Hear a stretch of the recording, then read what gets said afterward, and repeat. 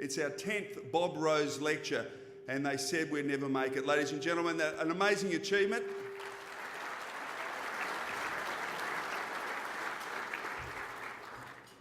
We thought we'd do something very special today, given it's our 10th anniversary of the Bob Rose lecture, and invite someone who has done arguably more for the football club than anyone else, the current president of the Collingwood Football Club, Eddie McGuire.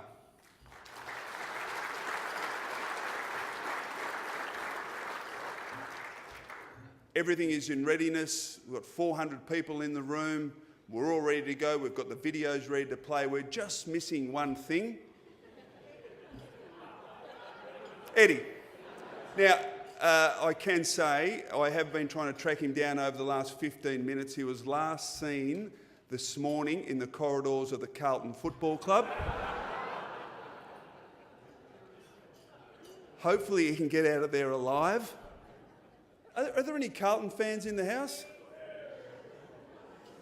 3 or 4 prepared to put your names after the blood was let this morning. Now, for those that haven't heard, yes, Brett Ratton was sacked unceremoniously by the Carlton Football Club this morning. But this lecture is not about Carlton, it's not about Collingwood. It's meant to appeal to the broader football community. Having said that, there is a Collingwood flavour about today's luncheon, of course, with the President speaking. No, that's not him. And of course, also a very big welcome to a man who is going to be giving the response today, Barry Cassidy, who is, of course, a big Collingwood fan. Welcome, Barry.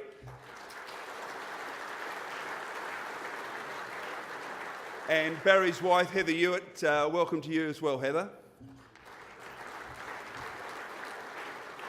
Now, I wonder whether we might get a massive introduction here. Here he is, ladies and gentlemen. Our special guest today for our 10th Bob Rose lecture, Eddie McGuire, has managed to somehow extricate himself from the corridors of the Carlton Football Club. Welcome, Eddie. Ladies and gentlemen, I'd also like to especially welcome Elsie Rose, who has not missed one Bob Rose lecture. Elsie, it's fantastic to see you here looking so well. Ladies and gentlemen, Elsie Rose.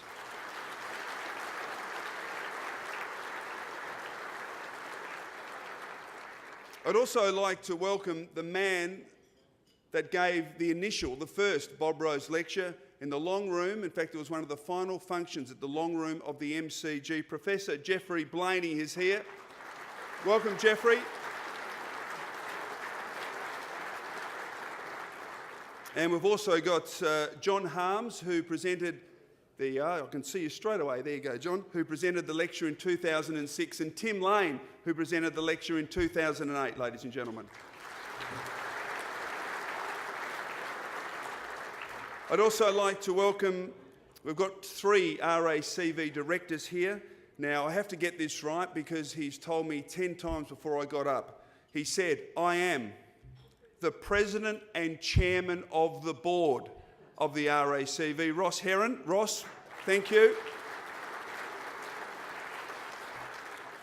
The next time you'll see Ross will be standing up on the first Tuesday of November accepting the Melbourne Cup with one of his many runners. Graham Chipp, Director, is also here. Graham, welcome. Graham is also a trustee of the Robert Rose Foundation, which I'll get to in just a moment, and also Clive Hall is with us today. Clive, welcome to you as well. We have Collingwood Director Mark Corder in our midst, taking time from winding up insolvent companies. Thank you, Mark. And also from the Collingwood Foundation, David Emerson, Director. We've also got the Acting Chairman, Peter Murphy. Welcome to Peter and David. And also a special welcome to the Chair of the Pratt Foundation, a great benefactor of the Collingwood Foundation. Eloise Pratt is with us. Eloise, where are you? I can't... Here she is. Welcome, Eloise. And for those that were able to get along to Eloise's party Sunday week ago, an amazing night. Thank you very much for all the help and support that you provide, Eloise. For those attending the Bob Rose lecture for the first time, this is a lecture that was created by the CBD Group, which is part of the Collingwood Football Club, looking to promote the academic and cultural aspects of our great game of Australian rules football. We were fortunate to be able to name the lecture after Collingwood's greatest ever player, Bob Rose.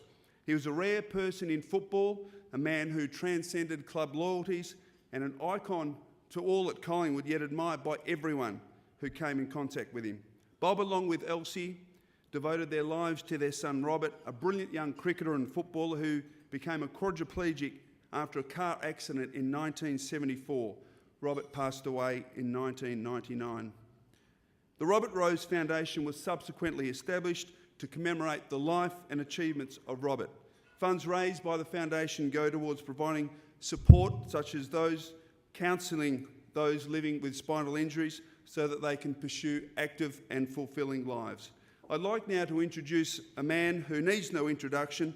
He's Robert's uncle. He's a premiership player with the Collingwood Football Club and former president. Would you give him a big round of applause? Kevin Rose.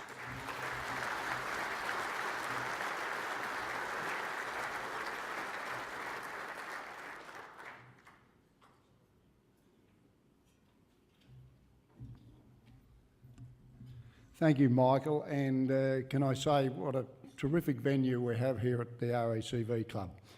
I think that the trustees of the RACV Club are to be congratulated on continuing to hold this superb function. 380 people, it's a lot of people when you consider that the first one at the MCG in the long room, I think there were 60 people there. So you can just see how far the Bob Rose lecture has come.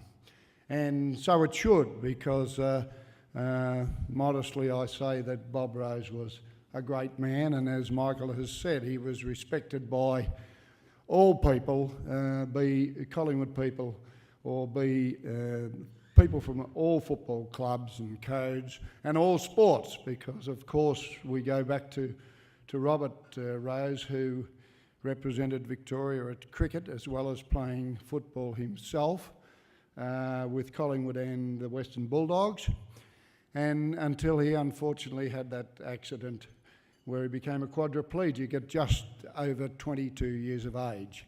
So it was 25 years that Bob and Elsie cared, and Peter, of course, too, that it was 25 years that they cared for Robert, and it was out of that caring that Bob had decided that he could see the parents and carers of other quads and paras.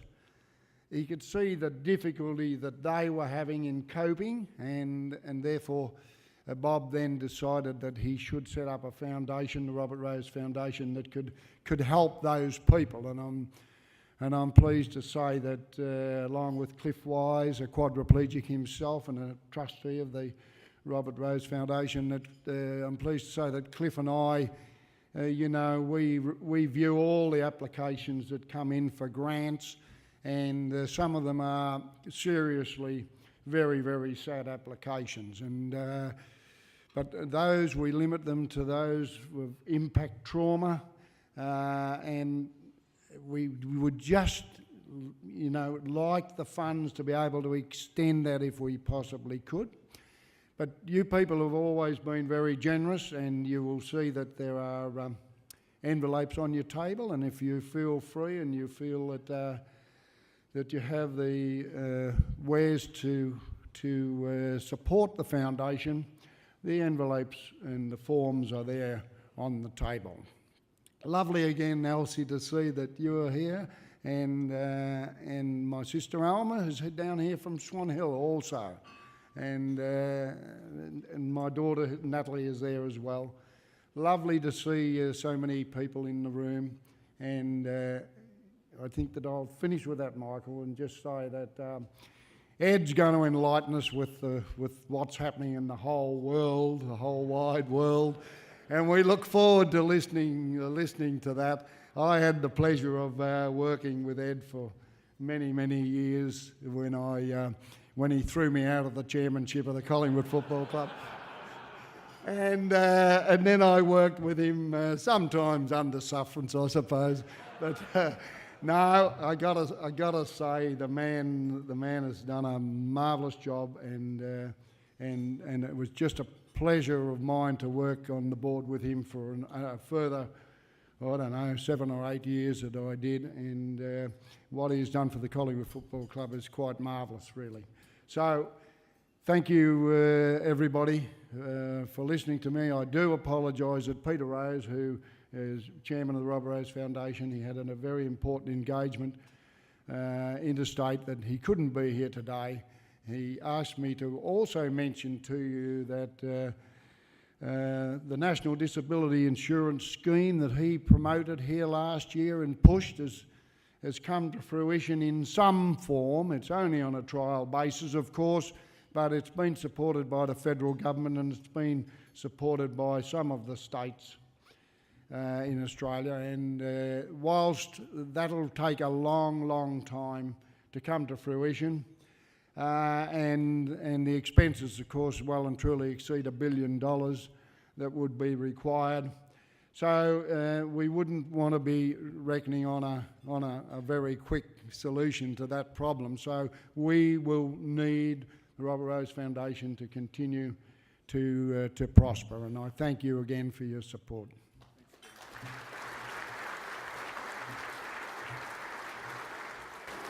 Ladies and gentlemen, Eddie McGuire grew up as a Broady boy, and of course he idolised his big brother as most little brothers do. He followed Frank everywhere. In fact, it was Frank that gave him his first break. He got him a job at the Herald as the footy stats man and cricket reporter. That all at the tender age of 13. The monster was created. As we know, that was just the beginning. We saw his audition for Channel 10. Not quite sure how you got the gig, Ed, but you did enough somehow working behind the scenes to get it. The big move came, of course, in 1993 when Eddie transferred to Channel 9 and created The Footy Show. He quickly became the face of Channel 9 and its #1 host. There was AFL football, as we've seen. Who Wants to Be a Millionaire? There was the Australian Masters Golf, the Logies, Olympic Games, Commonwealth Games. He did it all. He went on to become the chief executive of Channel 9. Won't talk more about that. He also, of course, combined his television career with his exploits in radio. Initially with the Grill Team on Triple M, and then as a football commentator, and of course now stars as the current host and the creation and wonderful job lifting the ratings on the Hot Breakfast on Triple M. Eddie's service to Australia has been recognised with the award, the Member of the Order of Australia in 2005 for service to the community, particularly through support healthcare and welfare organisations, and also to broadcasting. He was also awarded in 2001 the Australian Sports Medal for his service to Australian football. But ladies and gentlemen, we still haven't got to the greatest achievement. Late in 1998, he was elected as the president of the Collingwood Football Club.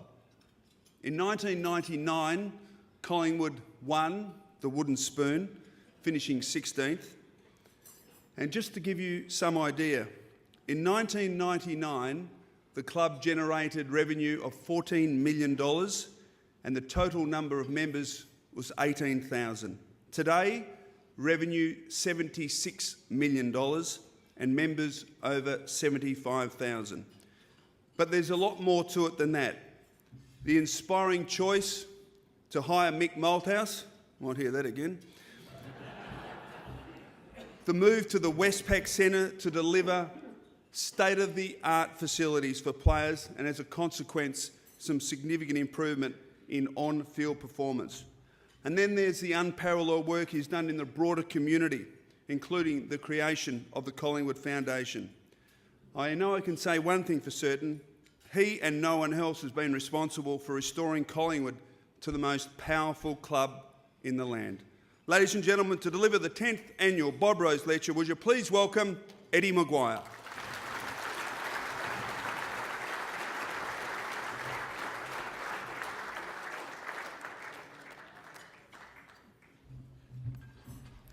Thanks very much, Michael, and that's very flattering words there, but I will correct you on the last bit there. I've been very much part of a tremendous team at Collingwood, and I'll go into more about what I believe Collingwood and the ethos of Collingwood is a little bit later in this address. And Michael, I'm very glad that you didn't go into any details of the time that we lived together in a place in South Yarra. That might have just blown the Order of Australia right off my lapel, I reckon. But anyway, it is wonderful to be here today. It's always a little bit embarrassing to have a look at that video, which in fact was 30 years ago on Saturday week when I first went out to Channel 10. It was a Saturday, obviously, first Saturday of the 1982 final series. As a young kid, I was still at school. I was 17. I was wearing my brother's suit, and they gave me the age and said, "Do a stand-up." I said, "What's a stand-up?" And they said, "Well, just write something and go out." So, of course, I thought I'd make it as complicated as possible. It was all about stagflation in the Australian economy at that stage. So I thought I'd pump myself up and sound like Terry McGuire, and instead I stood there and looked like Jerry G. But I thought you could see the anguish on my face. I thought, here we go, the big moment. I'm going to be on the next train back to Broady, and that'll be the end of it. But as Michael said, I don't know how or why, but somebody gave me another chance there, and away we went. But ladies and gentlemen, good afternoon. It is an honour to be here today to give the Bob Rose lecture. As Collingwood prepares to attack a record 78th year in the finals, the next best Carlton will be watching on 11 final series behind us, and our opponents on Saturday night, Essendon, have played 15 less series. We'll also be watching the black and white stripes in action on the MCG in September. As if expected, Carlton appoints Mick Malthouse. The Blues will have our old coach, a CEO, a captain, a vice-captain, a former player and assistant coach. I'm tipping that I might be the only Magpie official who will not get the invitation to come down to Princes Park. Just on Mick Malthouse, and if I may digress for a moment on the tone of what I want to speak about. I heard Mick on Neil Mitchell's program this morning. Mick was at pains to point out the agonising decision of whether to put himself through the mental and physical anguish of coaching again and the emotional toll such a move would put on his family. He spoke with absolute candour this morning on the radio of arriving home yesterday to see his wife Nanette crying over the media coverage of maybe him going back into football coaching, and how, as he said, if he went to two other houses in Melbourne, those of his two daughters, he would have seen much the same, the tears. And I think that just gives you an insight into the dilemma that we faced 3 years ago at Collingwood. Mick is a mighty person. He's an amazing coach. But his closest confidant and his manager, Peter Sidwell, and I met, and we all worried at that stage that we might kill him because he put so much into it, and the stress and all the things that were going around in his life at that stage, physically and mentally, and that around his family, as you could hear this morning, were really building up. The stress was really so much on him, and you could hear it in his voice today on the radio. And that is why, and for that reason only, and I want to put it on the record today, that is the only reason why we tried to work a transition that would satisfy Mick's drive and competitive nature, build on his magnificent contribution to our football club, and ease the day-to-day strain that was starting to tell on him. We gave him 2 years because we believed we're on the cusp of greatness and we wanted him to have the chance, and we believed that that's what he could give to us. And then, as he moved into his 60s, he would take on a new role, a significant role in our organisation. Not a ceremonial role, but a genuine next step, major contributing role to our club. Mick also said today on Neil Mitchell's show that coaches don't resign, they get sacked. Again, I want to put on the record, that was not the case with Mick Malthouse and Collingwood. 2 years into an agreed 5-year term, Mick decided that he didn't want to go on. He resigned. All we at Collingwood want of Mick is to remember the great times, the loyalty and support that was given to him, to celebrate his amazing contribution to our history, and that he and his family find happiness and fulfilment in the next stage of his life, be that in the media or in coaching again. And if Mick is to go to Carlton, then I and everyone at the Collingwood Football Club wish him the best of luck, except against us, obviously, and we will never, ever forget his magnificent contribution to our football club.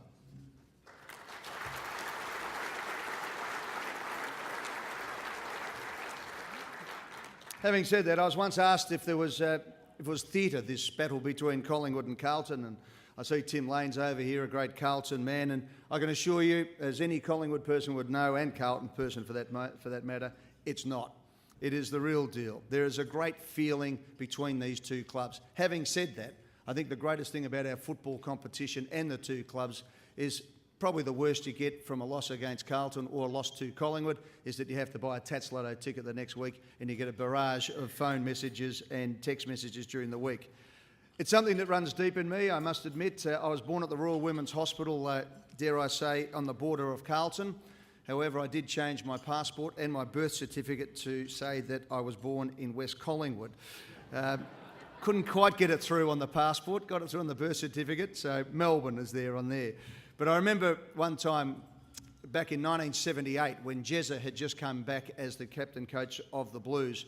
It was the first semi-final at the MCG. Phil Carman and the boys, you might remember, there was a big fight on the half-forward flank. And I was standing behind the goals in the standing room section there, and it was on, and the Pies got up and won, put Carlton out of business that final series. And I remember walking down to the Richmond station and standing there, and I was standing with my Collingwood beanie on my head and the scarf my mum had knitted and all the rest of it. Got on the train. It was, remember those silver trains that used to have the automatic closing doors? And as the door was closing, all I could see was this Carlton bloke reach in and grab my beanie off my 12-year-old head and take it off and throw it under the train as the door shut, and I took off. And I just looked out the window. I was heartbroken until I saw 4 or 5 black and white hooped arms melt the shit out of him on Richmond Station. And that's when I felt part of the Collingwood army, ladies and gentlemen. And it is something that I felt part of. And I must admit that being a son of migrants, a son of boat people of the day, if you like, that it was the first sense of identity that I really felt. Growing up in Broadmeadows was a wonderful place. It was a great sense of community around the place, but it was of its time. You fought with the state school kids every other day and the Catholic school kids and all the rest of it going on. But it was when I went to Victoria Park for the first time that I genuinely felt like I was part of something bigger, that I felt part of something, a community that was there together. And I'll never forget the day when we pulled up at Victoria Park Station. I tried to get out at Collingwood Station because I thought that's where it was, and my dad said, no, there's one more station to go, son, and we got on and the train was full of Collingwood people, and I couldn't believe that Victoria Park, that we had our own station named after our home ground. It was fantastic. And we walked across the footbridge, and as you remember, it used to have that hump on it, and I'm only a little boy and holding my dad's hand, and it's quite poignant to me as I think about this. It was my dad who passed away in December, and holding his hand as a little boy walking across, and as we got over to the hump, and I suddenly looked over the top and saw Victoria Park for the first time, and I saw the black and white stripes of the stand, and I couldn't believe it, and this sea of humanity and Collingwood supporters. And we went in and we stood in the right forward pocket at the Sheridan stand end, next to the police horse, who was there all day doing what a police horse does during the course of the afternoon. But it gave us a bit of a vantage point. And to this very moment, just thinking about when the Collingwood players ran onto the ground, onto that expanse of green grass there at Victoria Park, and the Collingwood crowd went up, to this very day is one of the great memories and the great moments in my life where, as I said, I felt like I'd become probably Australian for that matter, to feel like I was part of something.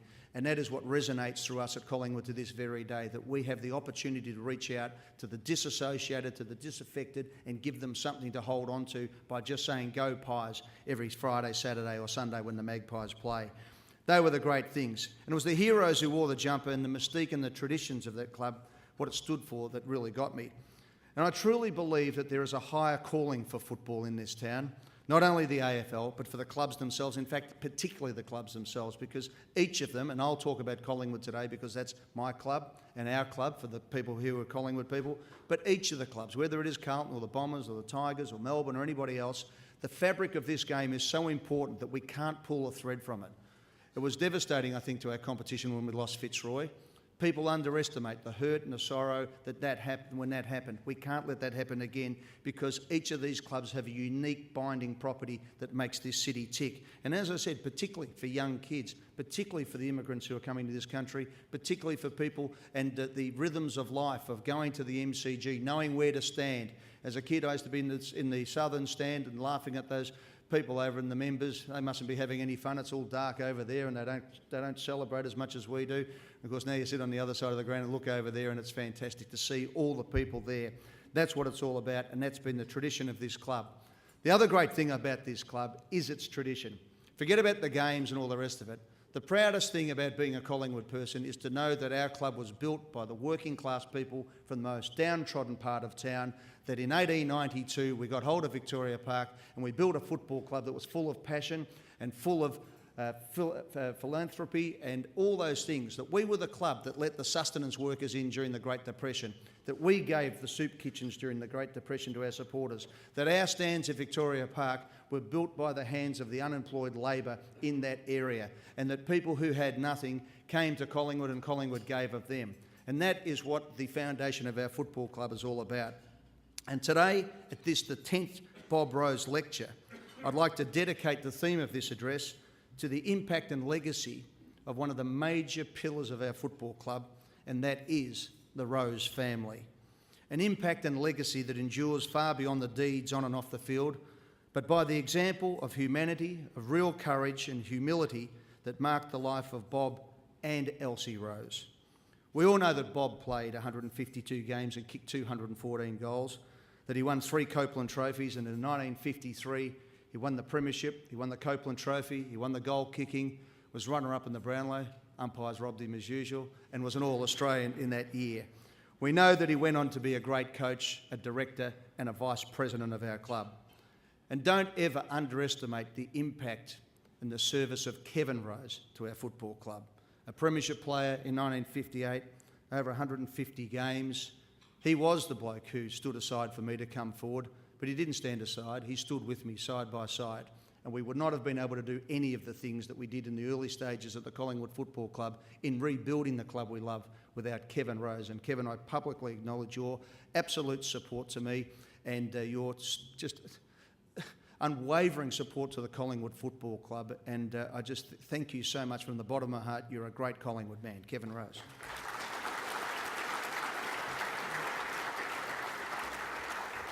Of course, there was Ralph, who played 23 games, Bill, who was a premiership star alongside Bob in 1953, and of course Robert Jr., who played 26 games alongside his first-class cricketing career, and Colin, who played in the reserves. There will always be players and superstars at the Collingwood Football Club, but what I'd like to bring forward today in this address is the impact of the Rose family on me, and by extension, the decision and the decision-making process that lives on at our football club today. I remember as a 19-year-old, not much different to what I look like up there on that first stand-up that I did as a 17-year-old, being a cadet at Channel 10, and I was sent down to do the interview following the preliminary final of 1994, where Essendon defeated us by a record 133 points. Bob was the coach. And I walked in after the game, and the last thing on God's earth that Bob wanted to do was speak to a reporter. I think he knew I was a Collingwood supporter, and I was standing there looking a bit forlorn. And I started the interview and asked him a few questions. And of course, I was heartbroken. I was more supporter than reporter probably on this occasion. Not for the first time, some would say. And I remember I asked Bob a question, a direct question, which I wouldn't have the guts to do these days, but youthful enthusiasm allowed me to do it then, if not intelligence. And I said to him, they looked like they didn't try. And there was a silence, and there was a look. And I felt like what it must have been like to be in the West Melbourne Stadium when Bob Rose stood up against you. And his eyes tightened and he looked at me, he said, we tried. We always try. We have always try at Collingwood. We were just beaten by a better team. And as he was talking, I was shrinking, thinking, I've just told Bob Rose that his team didn't try in a Collingwood Guernsey. And it was a great point, because then Bob sort of, I think, realised where I was and what was going on, and he pulled back and he gave the rest of the interview, and he stopped and he grabbed me afterwards and he shook my hand, and I said, look, and he said, look, I know how you feel. I feel exactly the same way, but don't ever think that they don't go out to try. Don't think that from the stands that these guys aren't killing themselves. Some days you just get done. And it was a great lesson to me at that stage. He gained revenge on me a few years later, though, when Collingwood was struggling financially, because he sold me non-redeemable Collingwood premiership bonds. And I went in to buy $10 bonds and ended up buying $1,000 bonds at a time when I was making, I think, $150 a week. So he got me then. I think it was still the guilt that's asking that question. But like so many, as I got closer to the club, I was privileged enough to see the Rose family in action. And I must admit, I was always taken, as much by Bob and seeing Robert there and all the rest of it, but taken by the style and the fashion sense and the poise of Elsie at all the Collingwood functions.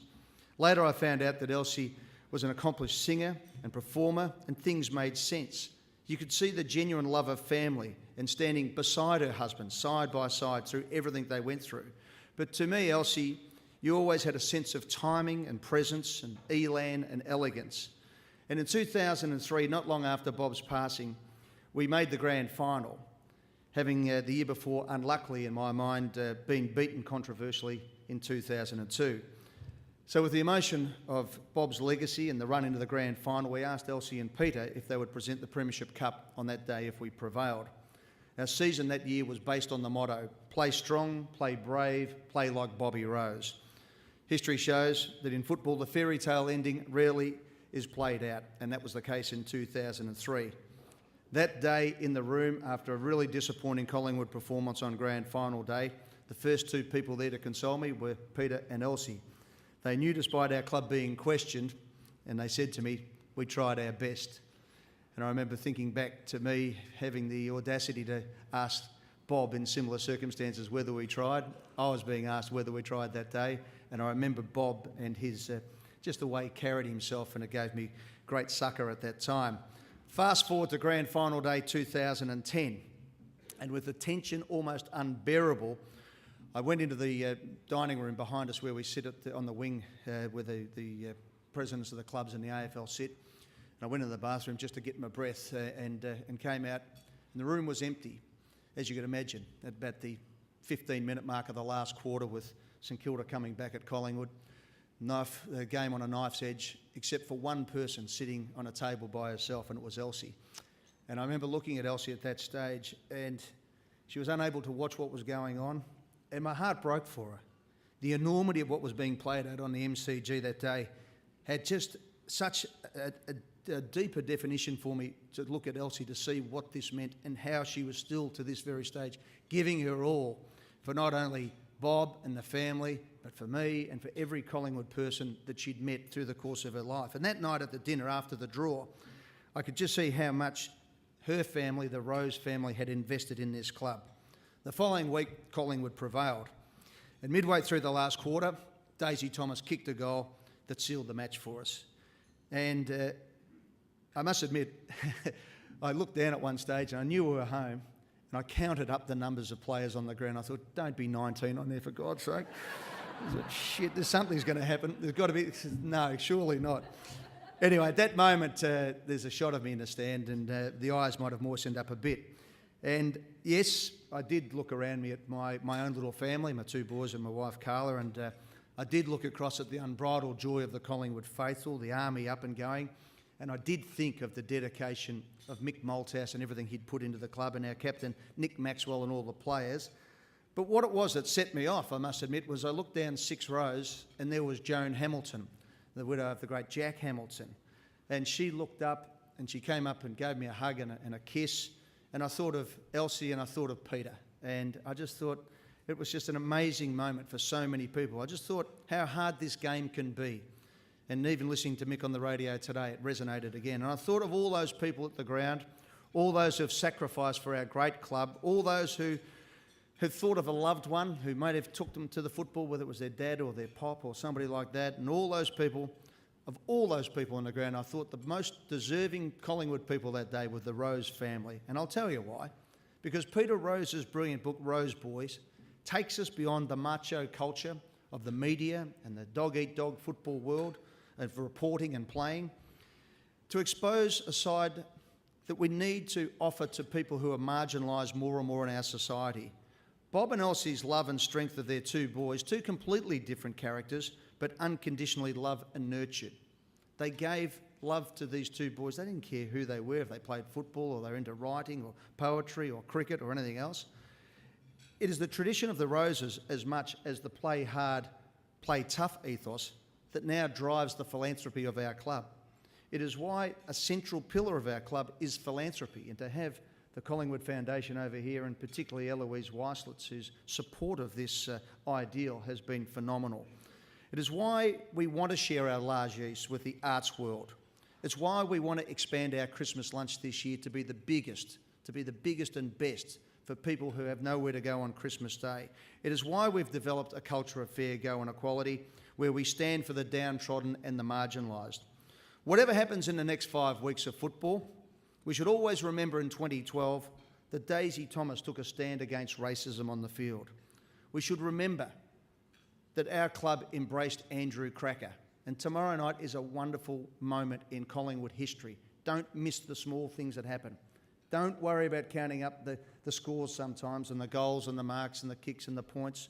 Look at the significant things that are happening. To look at Andrew Cracker's life, that he came and got a second chance at Collingwood, that he kicked 3 goals and almost did it last year in the grand final for us, that he had to take time off because of the depression of the enormous pressure on him, not just as a footballer, but as a leader in the Indigenous community, a leader in his own family, and everything else that brings to bear. Just think for a second, without me having to go into all the details, how much pressure was on Andrew Cracker at the start of the year through the Aboriginal community and the way that the Aboriginal boys live and give of all their money and all their possessions and all the rest of it. And then he does his knee and it looks like it's over and he's back.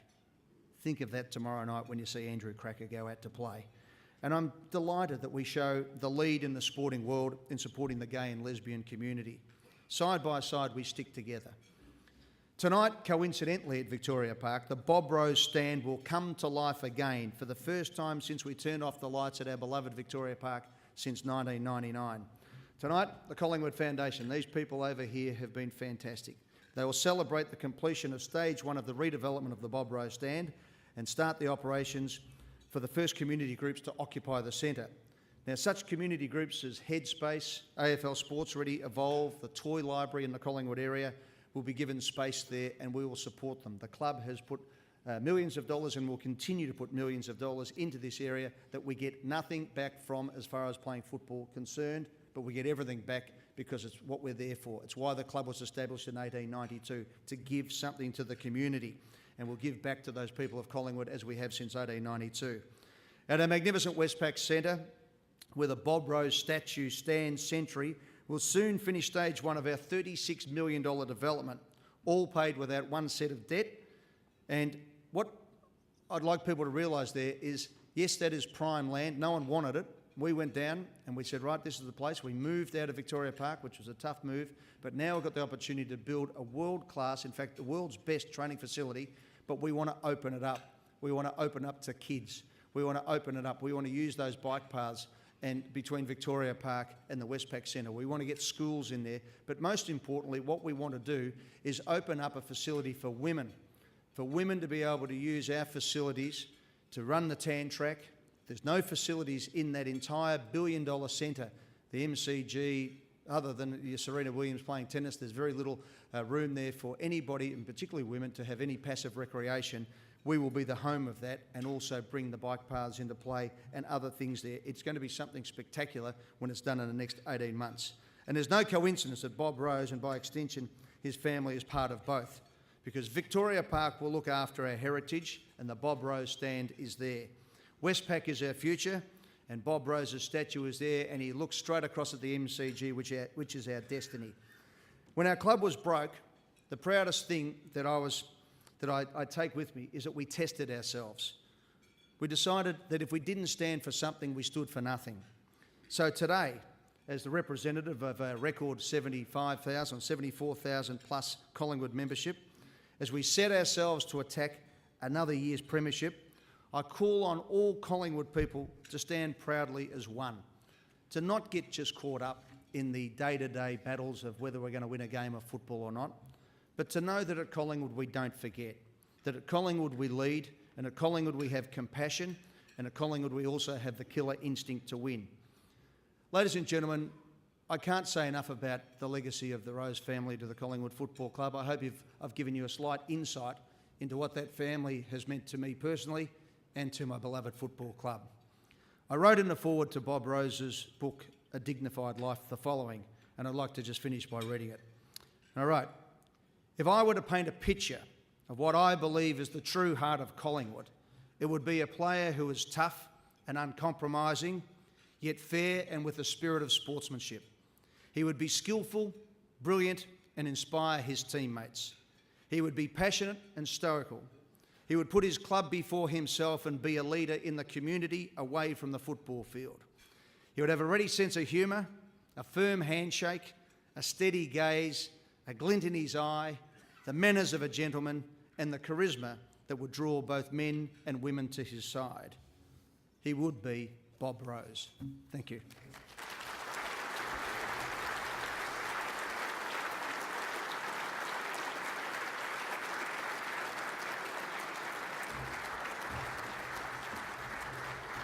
Ladies and gentlemen, Eddie McGuire.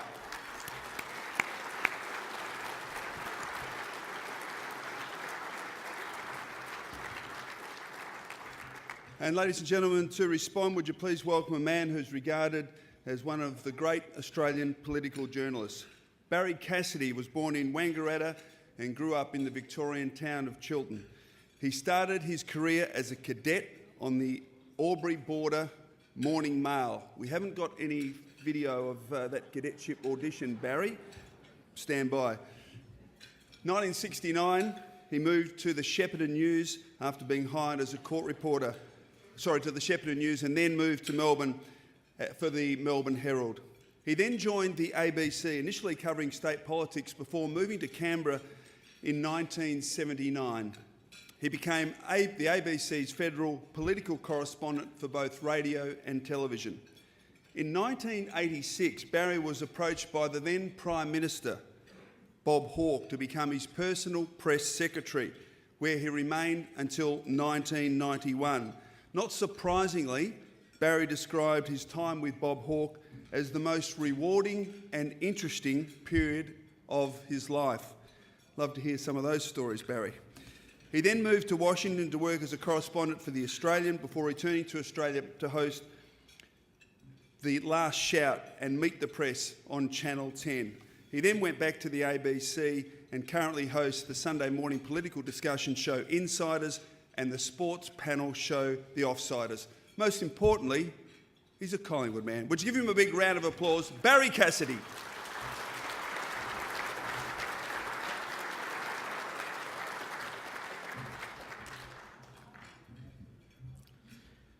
Well, I have been honoured to do some special things in my time.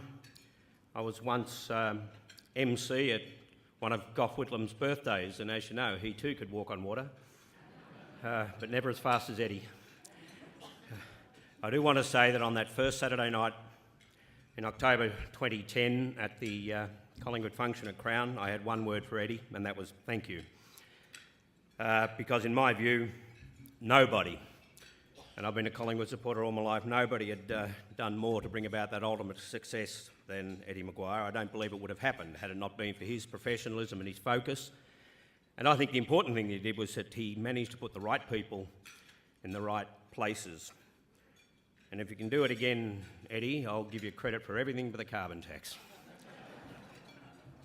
More on that in a second, but I do want to say a few words too about the Bob Rose and the Rose family. And Bob Rose is the reason that I barrack for Collingwood. I'm one of 5 boys, and from the top, they barrack for Geelong, St Kilda, Collingwood, Melbourne and Hawthorn. We had an interesting life growing up as kids, I can tell you. Now, the rest of them all have their misguided reasons for barracking for the teams that they do. For me, it started in 1956 when I went to a large town, large city in fact, called Wangaratta.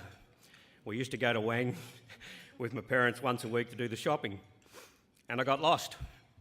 And after about an hour, my parents found me with this young bloke outside a sports store in Murphy Street, and my dad said to me, "You do know who that bloke was, don't you?" That was Bob Rose. And of course, Bob Rose, at 27 he was, had gone to Wangaratta after having won 3 best and fairest at Collingwood and played in a premiership team.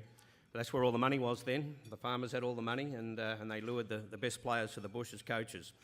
So from that point on, there was only one team for me, and that was Collingwood. And 2 years later, of course, partly thanks to Kevin Rose, who was still there, Collingwood won a premiership, and so did Wangaratta Rovers the same year. But then the rot set in, and over the next 30 years, Collingwood played in 9 premierships, didn't win any of them. One was a drawn grand final. I've had a face like this since I was 35. I've got a line for every grand final Collingwood lost. But the point is that history was far more unkind to Bob Rose than it has been to any of us, and not only because he suffered defeats in 3 grand finals by a grand total of 15 points. Bob Rose was the unluckiest, coach of all time, but a brilliant Australian and one of the best of all time. If you've never read Rose Boys, Peter's book, get a hold of it, because it's not only an extraordinary account and a great tribute to Robert, but just as much an account of a father with unlimited patience, love and dedication for a disabled son. And few of us, I'm sure, have ever had it that hard, and few of us would ever bear the adversity, I think, with such style. There for a moment, though, I think in September 2010, we almost went through the anguish that I think so many of us experienced in the 60s and 70s. Just imagine if that ball had bounced truly for the delightful Stephen Milne. Imagine what a travesty that would have been, especially given the grand final replay. But we won it then. We can win it again, and because of Eddie and his enthusiasm and the judgment that he brings to the place, you know, you can have your all the business acumen in the world, but what a difference it makes when you've got that magic ingredient, and that's passion. And that's what Eddie brings. If you want a real sense of this, and Eddie's touched on this, but a real sense of the tremendous culture and football environment that exists at Collingwood in 2012, then go along Saturday night, Eddie. Don't go tomorrow night, you'll run into Jeff Kennett. You don't want to do that. Saturday night, could he have battled back from where he was? Just imagine what it must have been like for him to go through this year with the frustrations, the commitment that was necessary, the boredom that would have set in through that period. And I think it's a measure not only of Eddie, but the board and the leadership group and the rest of them that this was managed and dealt with, and he's back. And I can't wait. It's like a mini grand final for me to see that on Saturday night. And it's the same culture that led to Dane Swan sitting it out for a couple of weeks and then copping it sweet. Finally, Eddie, we do get it. We know where you're coming from with Carlton. It's gone on for decades. Greg Swan, who knows? Might be a few other names. There's already a few there. They can be the Collingwood Football Club. They'll never be Collingwood. Just finally, I do want to say, and I never thought I'd say this, it's a pleasure to be lectured by Eddie. And once again, it was a great inspiration. Thank you.